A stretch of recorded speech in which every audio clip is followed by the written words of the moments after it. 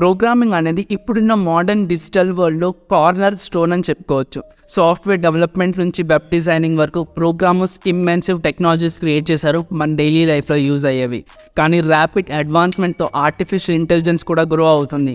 మరి ప్రతి ఒక్కరి మైండ్లో వచ్చే ఒకే ఒక క్వశ్చన్, ఆర్టిఫిషియల్ ఇంటెలిజెన్స్ ప్రోగ్రామర్స్ని రీప్లేస్ చేస్తుందా? Now, in the past few years, artificial intelligence has been the buzzword for quite some time now. Recent ఇయర్స్లో ఏఐ పవర్ టెక్నాలజీస్ని మనం మన డైలీ లైఫ్లో వేరియస్ ఆస్పెక్ట్స్లో యూజ్ చేస్తున్నాం. అది వర్చువల్ అసిస్టెంట్స్గా కానివ్వండి, లైక్ అలెక్సా అండ్ సిరి, లేదంటే automated చాట్బాట్స్గా అయినా. మరి ఆర్టిఫిషియల్ ఇంటెలిజెన్స్ గురించి మాట్లాడతాం కదా, మరి అక్కడ సెల్ఫ్ డ్రైవింగ్ కార్స్ గురించి మనం ఎలా మర్చిపోతాం? సెల్ఫ్ డ్రైవింగ్ కార్స్ అనేవి హ్యూమన్స్ ఒక లైఫ్లో చాలా పెద్ద ఇంపాక్ట్ క్రియేట్ చేశాయి. ఆటోమొబైల్ ఇండస్ట్రీలో ఫాస్టెస్ట్గా గ్రో అవుతున్నవి సెల్ఫ్ డ్రైవింగ్ కార్సే. ఆర్టిఫిషియల్ ఇంటెలిజెన్స్కి ఉన్న అబిలిటీ ఒక పర్టికులర్ డేటాని అనలైజ్ చేయడం, ప్యాటర్న్స్ని రికగ్నైజ్ చేయడం, అట్ ది సేమ్ టైం ఒక పర్టికులర్ టాస్క్ని ఆటోమేటిక్గా పర్ఫామ్ చేయడం. యాజ్ ఎ ప్రోగ్రామర్గా నేను నమ్మేది ఆర్టిఫిషియల్ ఇంటెలిజెన్స్కి ప్రోగ్రామింగ్ ఫీల్డ్లో రివల్యూషన్స్ క్రియేట్ చేసే పొటెన్షియల్ ఉంది. కానీ it won't replace programmers entirely. Artificial intelligence ఒక పర్టికులర్ టాస్క్ని ఆటోమేటిక్గా పర్ఫామ్ చేయగలదు, అలానే ప్రోగ్రామర్స్కి హెల్ప్ చేయగలదు ఒక పర్టికులర్ డేటాని ఫాస్ట్గా అనలైజ్ చేయడానికి.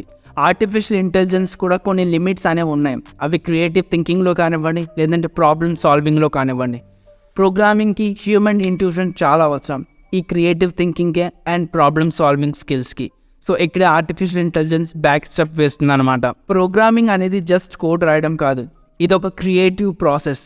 ప్రాబ్లమ్ సాల్వింగ్ చేయడం, యూజర్ ఇంటర్ఫేసెస్ డిజైన్ చేయడం, ఇన్నోవేషన్ సొల్యూషన్స్ డెవలప్ చేయడం. ఒక ప్రోగ్రామర్ యూజర్ ఇచ్చిన రిక్వైర్మెంట్స్ని అర్థం చేసుకోగలగాలి, క్రిటికల్గా ఆలోచించాలి, at the same time user ఇచ్చిన రిక్వైర్మెంట్స్ బట్టి టెక్నాలజీని కూడా అడాప్ట్ చేసుకోవాలి. ఇవన్నిటికీ హ్యూమన్ ఇంటెలిజెన్స్ చాలా అవసరం. At the same time creativity కూడా ఉండాలి. ఆర్టిఫిషియల్ ఇంటెలిజెన్స్ ఎంత తొందరగా ఇవన్నిటిని రెప్లికేట్ చేయలేదన్నమాట. నిజమే, ఆర్టిఫిషియల్ ఇంటెలిజెన్స్కి పొటెన్షియల్ ఉంది కొన్ని ఆస్పెక్ట్స్ ఆఫ్ ప్రోగ్రామింగ్ని ఆటోమేట్ చేయడానికి. అంతేగాని it's not about replacing programmers, instead enhancing their capabilities. Artificial intelligence difference బేస్లో ప్రోగ్రామర్స్కి హెల్ప్ అవుతూ ఉంటుంది. అది బగ్స్ ఐడెంటిఫై చేయడంలో కానివ్వండి, సజెషన్స్ ఆప్టిమైజేషన్లో కానివ్వండి. ఆర్టిఫిషియల్ ఇంటెలిజెన్స్ ఒక లార్జ్ డేటా సెట్ని కూడా ఈజీగా అనలైజ్ చేసి ప్రోగ్రామర్కి ఇవ్వగలదు అనమాట. ఆర్టిఫిషియల్ ఇంటెలిజెన్స్ ఒక వాల్యుబుల్ టూల్ అని చెప్పుకోవచ్చు. ప్రోగ్రామర్కి లేదంటే డెవలపర్కి ఎంపవర్ చేయడానికి యూజ్ అవుతూ ఉంటుంది, అంతేగాని ప్రోగ్రామర్ని కానీ డెవలపర్ని కానీ రీప్లేస్ చేయడానికి కాదు. ఇన్ఫ్యాక్ట్ మనం చూడొచ్చు, ఆర్టిఫిషియల్ ఇంటెలిజెన్స్ చాలా ప్రోగ్రామింగ్ టూల్స్లో ఇంటిగ్రేట్ అయ్యింది. మనం కోడింగ్ రాసేటప్పుడు ఆటో కోడ్ కంప్లీషన్ సజెషన్స్ ఇస్తూ ఉంటుంది. At the same time bugs ఎక్కడైనా ఐడెంటిఫై అయితే ఈజీగా తను డిటెక్ట్ చేస్తూ ఉంటుంది.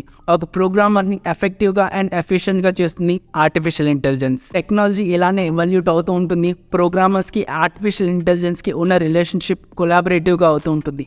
ప్రోగ్రామర్స్ ఆర్టిఫిషియల్ ఇంటెలిజెన్స్ యొక్క పవర్ని లివరేజ్గా యూజ్ చేసుకోవచ్చు ఒక పర్టికులర్ టాస్క్ పర్ఫామ్ చేయడం కోసం.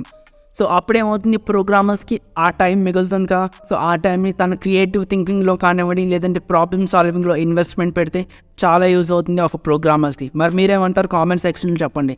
ఇది మన 50 days వీడియోస్ ఛానల్లో 9th వీడియో. సబ్స్క్రైబ్ చేయడం మర్చిపోకండి ఇలాంటి ఇంట్రెస్టింగ్ అండ్ ఇన్ఫర్మేటివ్ వీడియోస్ కోసం.